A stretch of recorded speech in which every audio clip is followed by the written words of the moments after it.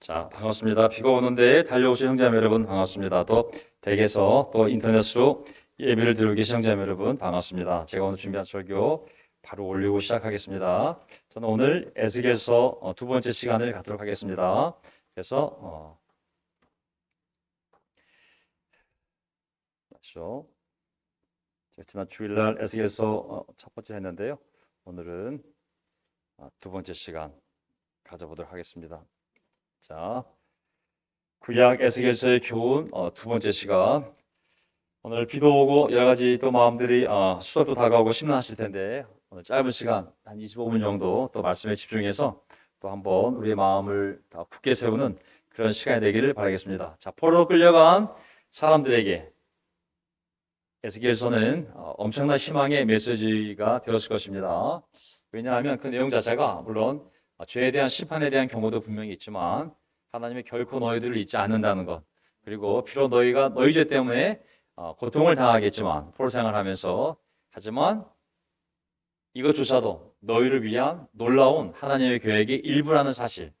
그래서 기승전결이라면 비록 기승전이 고통이랄지라도 결론은 회개 뒤에 오는 놀라운 하나님의 축복이라는 것을 그들에게 알려주는 것이거든요. 그래서 큰 격려가 되고 또 위로가 됩니다. 오늘 첫 번째 포인트, 하나님의 말씀과 하나님의 영이 우리를 세울 것입니다 라는 제목입니다. 자, 어떻게 하나님의 말씀과 영이 우리를 세울까요? 에스겔서 48장까지 있는데 마지막 장을 보게 되면 마지막 구절이 이렇게 끝납니다. 에스겔서 48장 마지막 구절 35절에 어떻게 되냐면, 이 성읍의 이름이 이제부터는 여호와 샤마라고 불릴 것이다. 여호와 샤마 또는 아도나이 샤마라고 풀어서 한국말로 번역하면 여호와께서, 주님께서 거기에 계시다. 포로로 끌려간 백성들이 다시 성전을 세우고 하나님의 복을 받아 땅을 차지하게 되면 그 성읍의 이름이 어떻게 불리냐면 여호와 샤마, 거기에 하나님이 계신 도시. 지금까지는 하나님이 그들을 쫓아내서 포로로 끌려가 많은 고통을 당했지만 하나님의 때가 되면 다시 돌아와 그 성읍에 가득 차게 되고, 그리고 그 성읍이 여호와 샤마라고 불릴 것이라고. 저는 모든 선지자들의 메시지는 첫째, 과거의 잘못을 지적하고, 둘째, 현재의 고통 상태를 설명하고, 그리고 항상 그 메시지를 듣는 독자나 청자로 하여금 믿음을 갖고, 비록 지금은 고통스럽지만 하나님이 이끌어 가실 그 미래, 하나님이 보여주시는 비전을 보게 만드는 것이 하나님 말씀의 결론입니다. 과거에 어떤 죄를 지었던, 지금 어떤 고통이 있든지 간에 미래는 하나님이 인도하신다고. 그것은 축복의 미래고 놀라운 비전이라는 것을 항상 성경을 읽는 사람을 하여금 그 결론에 이르게 됩니다. 아멘. 그래서 우리가 과거를 인정하고 현재를 인정하지만 우리의 삶은 항상 하나님과 하나님의 계획을 향해 나아갈 수밖에 없습니다. 왜? 하나님이 그렇게 인도하시니까.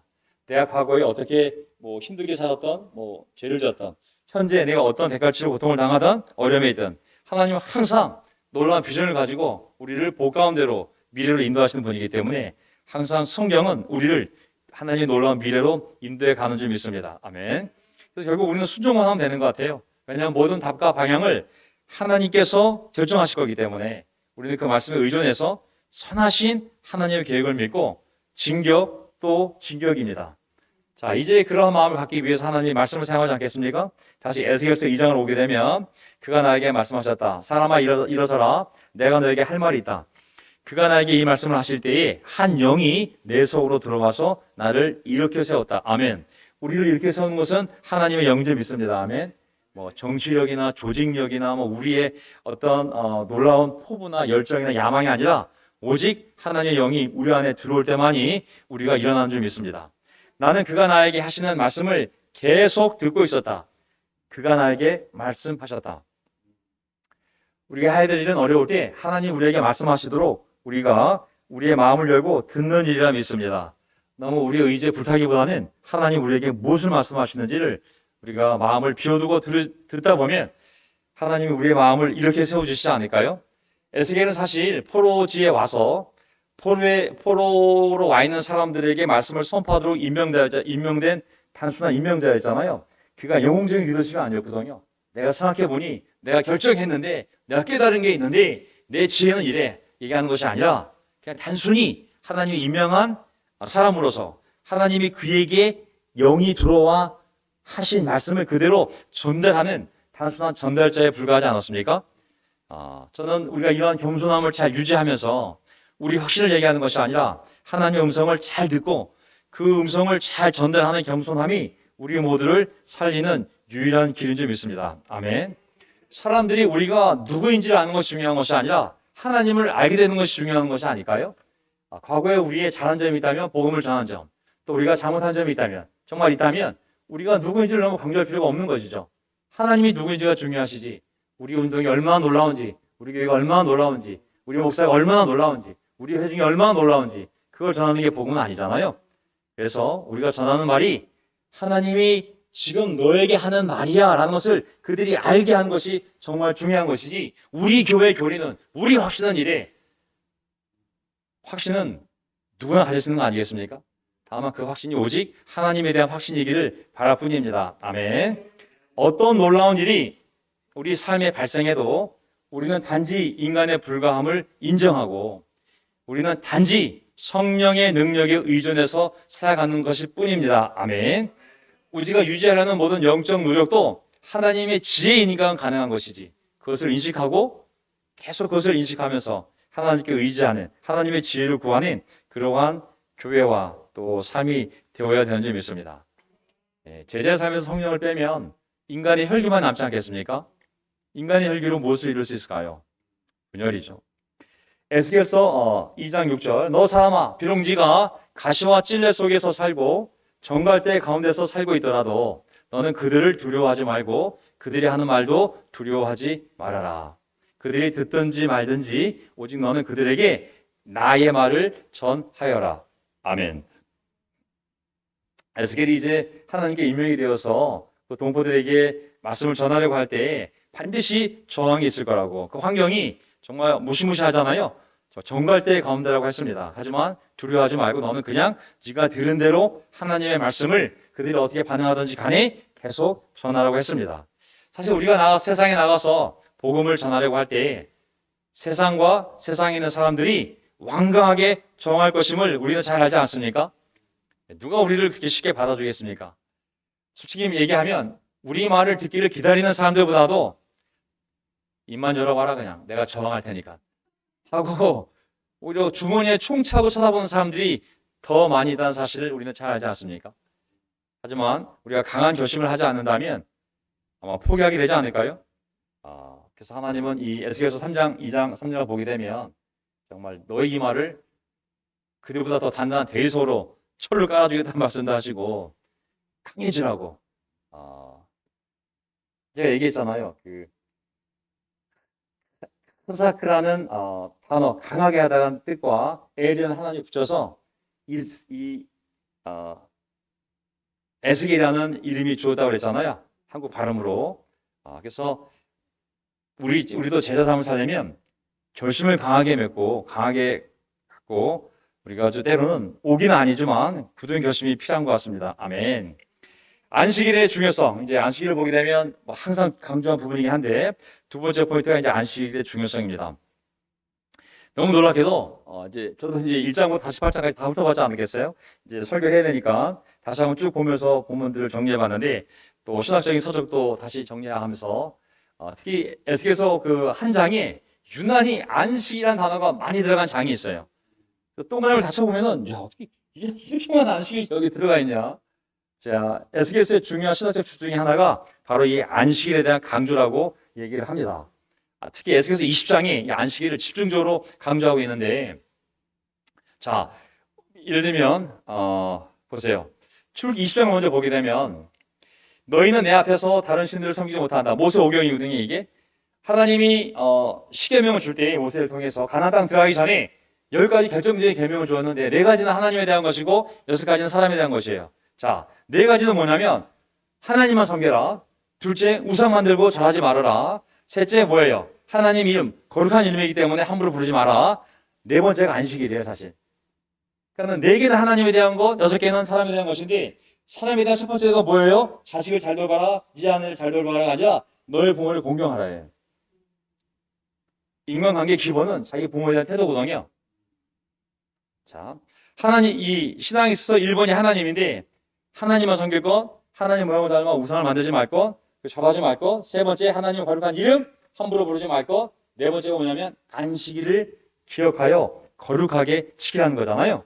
그래서 저는 이걸 생각해 보았을 때, 이게 이제 이 모세오경도, 아니 모세오경이래, 이 십계명도 가나안 땅 들어가기 전에 광야에서 그들을 준비시키는 거잖아요. 그리고 이 에스겔서도 보면 포로로 끌려가서 이제 이방인들 가운데서 살 때 그들의 신앙을 지키게 하기 위해서 그들을 준비시키기 위해서 이 메시지를 좀 전달하는 거잖아요. 앞으로 남의 땅에 가서 몇십 년을 살아야 되는데 70년 뒤에 돌아올 수 있으니까는 신앙을 지키기 위해서 그들을 준비시키기 위해서 이 메시지를 전하는데 가나안 땅 들어가기 전에 광야에서 이스라엘 백성에게 줬던 메시지 가운데 안식일이 있었고 이제 포로로 끌려가 바빌로니아 포로로 끌려가 살 때 그 땅 안에서 수십 년간 그들의 신앙을 지킬 수 있도록 어떤 메시지를 줄 때 강점 중에 하나가 바로 뭐라고요? 안식이래요. 안식일이 굉장히 중요한 의미가 있어요. 자, 하나님의 안식일을 지키려면 다른 날로부터 한 날을 분리시켜야 되고 그 날을 온전히 하나님께 바쳐야 되잖아요. 안식일의 의미가. 그래서 거룩하게 지켜라. 안식일을 기억하여 그 날을 거룩하게 지키라는 것은 뭐냐면 분리해서 바친다. 거룩이라는 단어가 분리해서 바친다는 뜻이 있잖아요. 한 날을 7일 중에 한 날을 분리해서 이 날을 특별히 하나님께 바쳐. 목적은 뭐예요? 하나님의 창조를 기억하고 감사하는 것. 시간이 지나서 출애굽하고 난 다음엔 하나님이 그를 구원해 준 것에 대해서 기억하고 감사하기 위해서. 물론 육시적으로는 쉬기 위해서이지만 영적인 의미는 바로 하나님을 기억하고 감사하기 위한 것이잖아요. 자, 가나안 땅에 들어갈 이스라엘 민족이 안식일을 지키는 것과 바빌로니아 땅에 들어가서 이방인 이 가운데 속에서 안식일을 지키는 궁극적인 이유 중에 하나는 하나님이 뭘 의도했냐면 거기에 들어가면 그 민족과 섞이면 돼야 안 돼요. 몸은 섞일지 모르겠지만 영적으로 종교적으로 섞이면 안 되잖아요. 그들 가운데 살아야 되지만 그들과 분리돼야 되는 거예요. 종교적으로 보면. 그래서 분리된 사람들끼리 서로 모여서 종교적인 정체성을 확인하는 날이 바로 이 안식일이잖아요. 우리는 누구냐? 우리는 아브라함의 후손이고 여호와의 백성이야. 그를 매주 따로 분리돼서 온전히 하나님을 기억하는 시간을 바치면서 그 정체성을 확인하고 지키는 것이 바로 이 안식일의 중요한 기능 중에 하나였던 것이죠. 이방인들이 봤을 때 너무 독특하지 않았을까요? 야, 쟤들 매일 한 주씩 하루 빼가지고 지들끼리 모여서 노래 부르고 하나님을 찬양하는데 야, 정말 특이하네요. 독특한 애들이야. 근데 그런 말을 듣는 것이 정상인 거고 하나님의 의도였던 것이죠.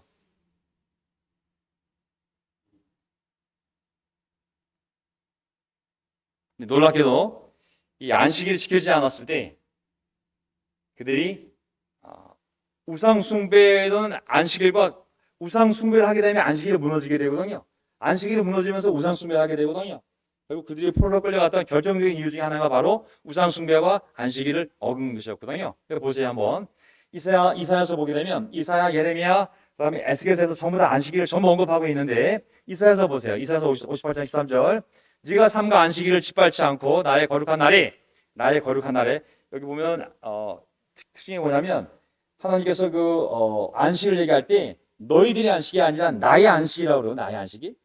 나의 거룩한 날에 너의 일을 버리지 않는다면 네가 안식일을 기쁨이라 부르고 주님의 거룩한 날을 존귀한 날이라 부른다면 약속이 뭐냐면 너는 주 안에서 즐거움을 얻을 것이고 너를 그 땅에서 영화롭게 하고 너의 조상 야곱의 유산을 먹고 살도록 하겠다.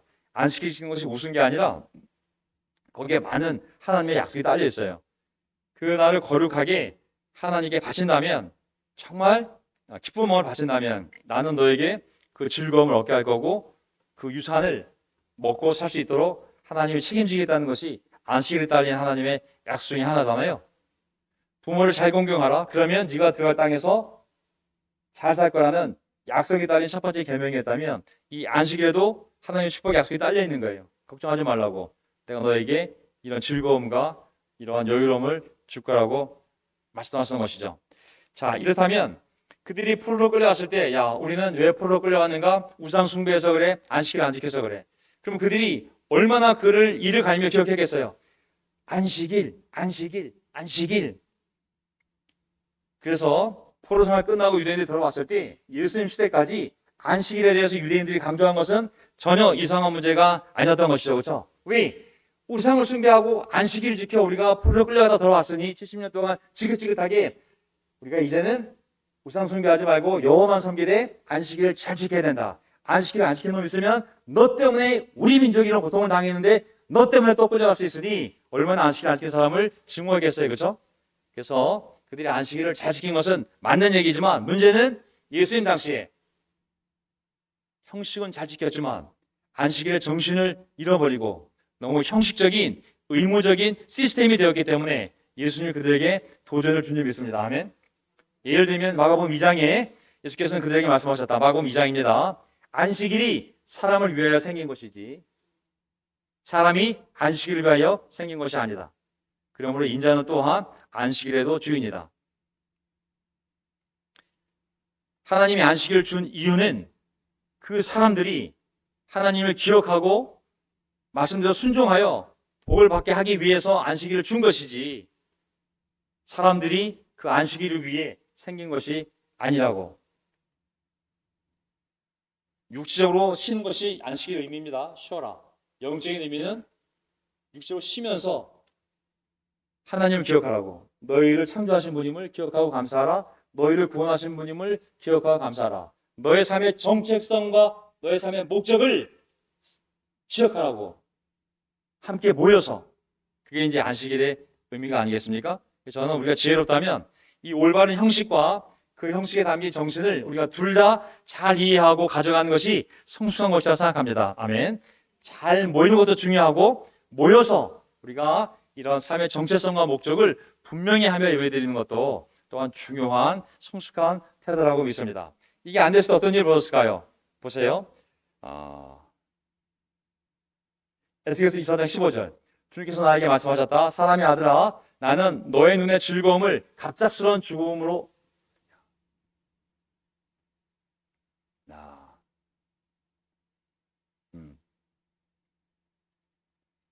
예, 슬라이드 하나 빠졌는데요. 어쨌든 에스겔서에 보게 되면 사람들이 성 안으로 안식일날 짐을 가지고 막 들어옵니다. 욕심이 생겨가지고 막 일을 하는 거죠. 하나님이 약속해요. 야, 너희들 제발 안식일날 내 성 안으로 다른 성도 아니고 내 이름이 있는 이 성전이 있는 성 안으로 짐들을 가지고 들어오지 말라고. 이 날은 나에게 예배드리는 날이라고. 왜 이 성에 짐을 가지고 오냐고.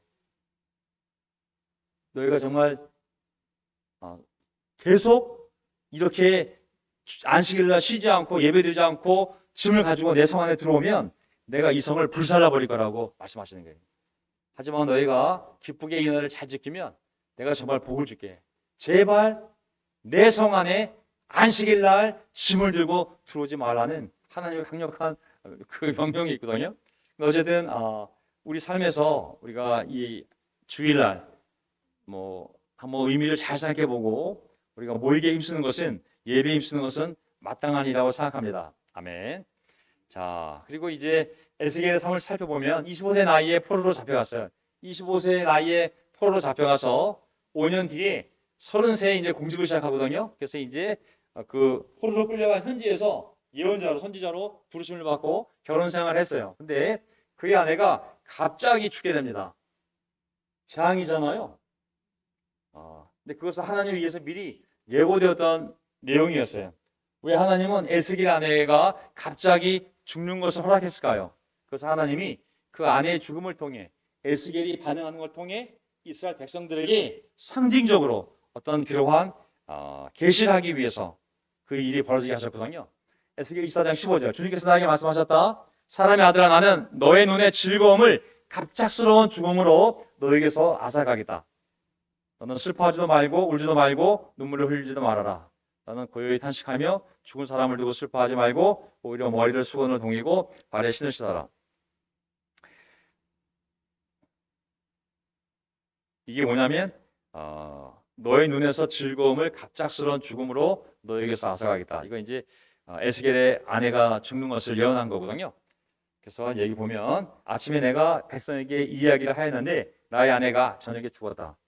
나는 그날 다음날 아침에 지시를 받은 대로 하였다.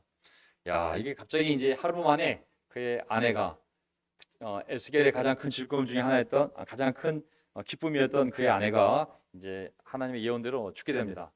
그래서 이 죽음을 통해 이 고통을 통해 이스라엘 백성들에게 어떤 일이 그들에게 일어날지를 그들에게 알려주라고 에스겔의 삶을 하나님이 사용하신 것이죠. 너의 눈의 즐거움을 하루아침에 가져갈 거라는 무서운 이 상징을 보여준 거잖아요. 너의 눈의 즐거움을 갑작스러운 죽음으로 너에게서 앗아가겠다. 이건 뭐냐면 그 당시 이스라엘 백성들의 즐거움은 하나님의 성전이 있는 예루살렘이었거든요. 근데 너희들이 안식일을 지키지 않고 우상을 숭배할 때 한순간에 에스겔의 즐거움이었던 아내가 죽은 것처럼 한순간에 그 즐거움을 하나님이 가져가겠다고 한 예언이었던 것이죠.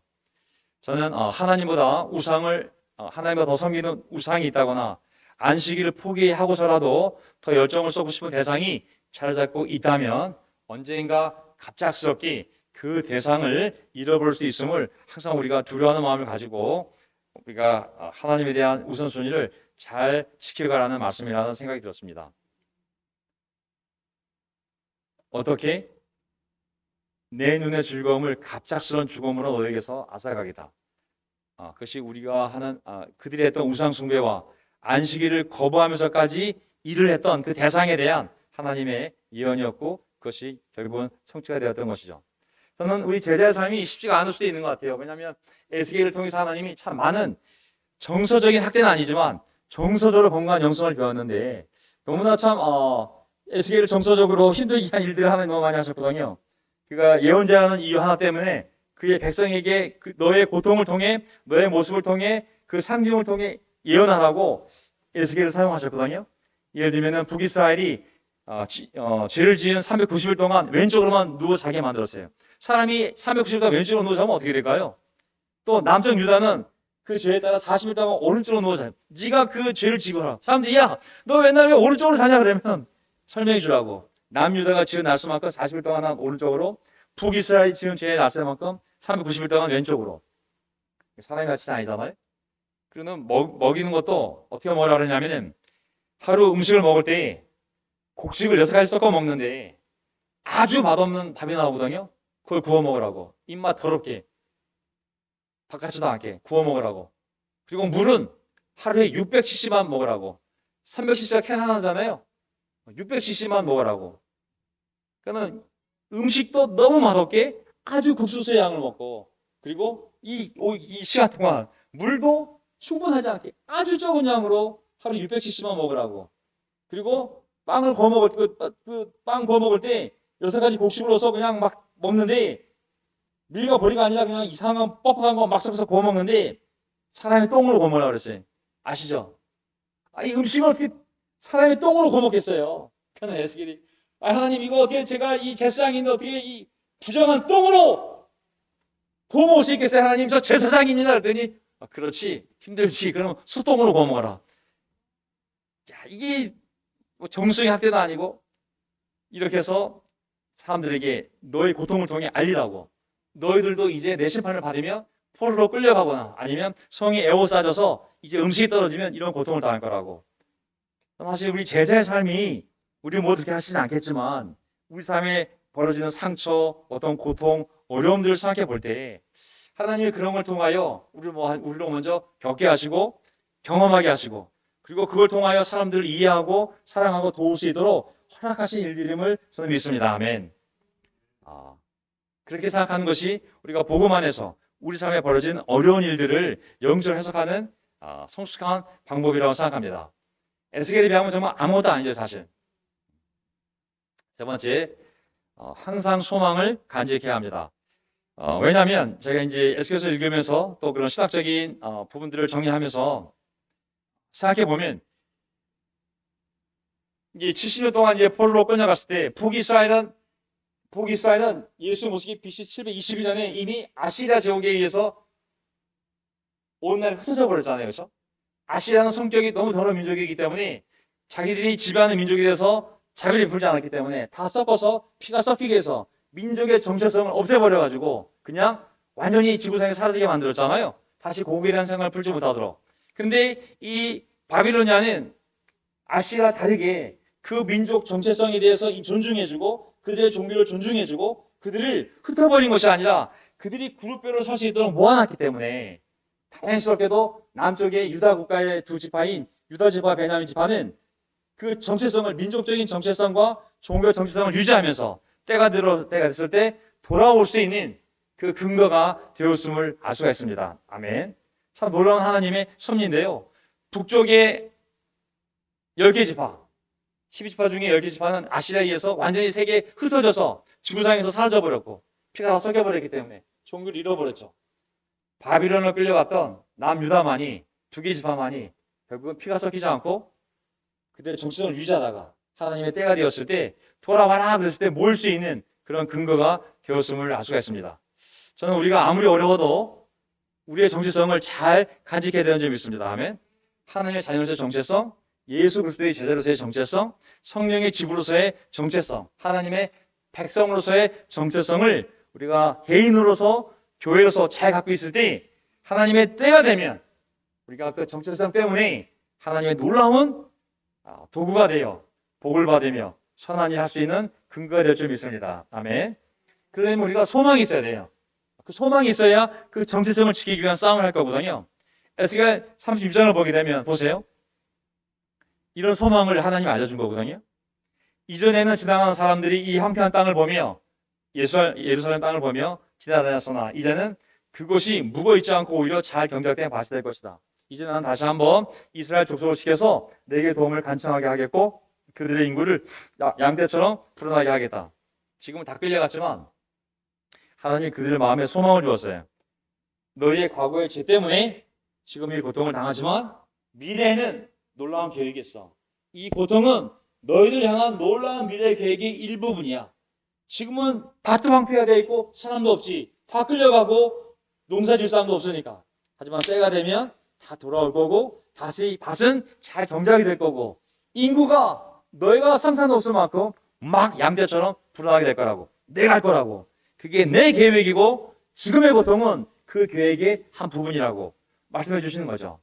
그리고 38절 성회 때마다 거룩한 제물로 바칠 양떼가 예루살렘으로 몰려들듯이 폐허간 성읍들이 사람들로 가득 차게 하겠다. 그때야 비로소 그들이 내가 주인 줄 알 것이다. 아멘.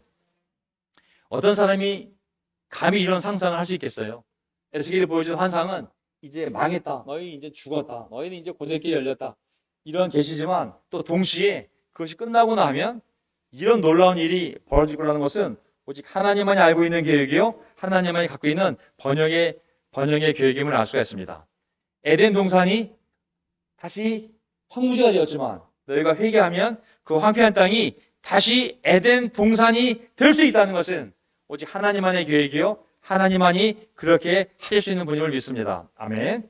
그래서 예레미야 29장을 보게 되면 너희들은 내가 알고 있다고 70년 풀로 끌려갈 거라고 그냥 가라고 가서 잘 살라고 포도원도 가꾸고 집도 짓고 직장도 갖고 결혼하고 남의 나라긴 하지만 포로지만 노예가 가지만 적응해서 잘 살라고 했습니다. 그래서 포로 가운데 속에서도 잘 살고 있다면 나중에 때가 되었을 때 하나님이 부를 때에 그때는 다시 그 정체성을 갖고 고국으로 돌아올 수 있게 된 것이죠. 저는 우리가 어떤 혼란의 시간을 겪든지 간에 정말 우리가 정신을 차리고 이런 소망을 가지고 각자 정체성을 잘 지키면서 잘 지내고 있어야 되는 줄 믿습니다. 아멘. 포로로 끌려간 자들은 그렇게 무익한 시간이 아니었거든요. 거기서 회개하는 시간, 또 신앙을 테스트하는 시간이 될 수 있잖아요. 거기서 정말 비록 남의 나라에 갔지만 하나님이 우리와 끝까지 함께 하고 있다는 믿음, 비록 여기에 와 있지만 내가 믿는 여호와가 이 땅에 있는 신보다 더 강한지에 대한 믿음, 정말 그 믿음이 다시 한번 고난을 통해 정면될 수 있는 시간이 될 수 있는 것처럼 우리 삶의 어려운 시간도 우리의 신앙을 테스트하고 정리할 수 있는 그런 시간이 되는 줄 믿습니다.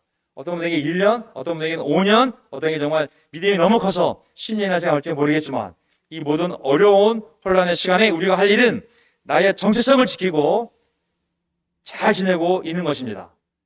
그럼 언젠가 하나님 우리의 삶을 회복시키고 우리의 삶을 폐허처럼 느껴졌던 교회와 이 관계들이 하나님의 복으로 사람들로 가득 차게 될 때 비로소 하나님이 우리 가운데 있는 줄을 알게 될 거라는 이 말씀이 성취되지 않을까요? 저는 이 어려운 시간을 통하여 하나님 우리에게 하시는 말씀은 이 어려운 시간을 통하여 저나 모든 형제자매들에게 주는 교훈은 전 이거라고 생각합니다. 에스겔서 36장 30절을 보게 되면 너희에게 새로운 마음을 주고 너희 속에 새로운 영을 넣어주며 돌같이 굳은 마음을 없애고 살처럼 부드러운 마음을 주며 너희 속에 내 영을 두어 너희가 나의 모든 율례대로 행동하게 하겠다. 그러면 모든 복을 쏟아 부어주겠다는 거잖아요. 이 앞부분에 26절 전에는 너희를 정결하게 깨끗하게 물로 씻어서 다 해주겠다는 앞부분이 있고 그 다음에 새로운 마음, 새로운 영, 하나님의 영, 이 세 가지가 포인트예요. 이게 있어야 하나님의 말씀을 지킬 수 있고 말씀을 지켜야 복을 받는 것이잖아요. 저는 이 어려운 시간 하나님 우리에게 이 세 가지를 다시 하시기 위해서 허락한 시간이라 믿습니다. 우리 각자가 새로운 마음을, 우리 각자가 새로운 영을, 그리고 부드러운 마음, 여기 부드러운 마음에 빠졌네. 이 부드러운 마음을 만들어서 하나님의 영이 우리를 인도할 수 있게끔 준비가 되면 하나님이 이제 놀라운 미래로 우리를 인도하지 않을까요?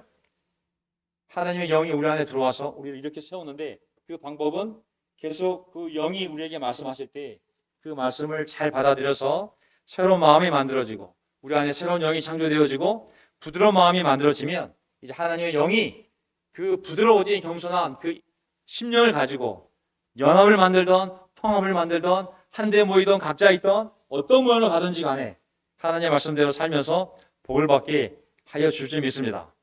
그래서 우리가 그 마음을 준비하시기 바랍니다. 그렇다면 언젠가 이 교회 이름이 어떤 이름이 되냐면 여호와 샤마. 야, 그 가운데 하나님이 있어. 야, 저들 가운데 하나님이 있어. 저들의 삶을 보면, 그들의 빛나는 얼굴을 보면, 그들의 교제를 보면, 그들이 받은 복을 보면 정말 하나님이 그들 가운데 계셔. 여호와 샤마가 우리 교회의 이름이 될 줄 믿습니다. 아멘. 자, 기도하고 우리 마지막 찬송 부르고 마치도록 하겠습니다. 제가 기도할까 했는데요. 오늘 설교를 우리 박태희 형제가 다 들었으니까 올라오셔서 기도하시고 마지막 찬송 부르고 마치도록 하겠습니다. 아멘.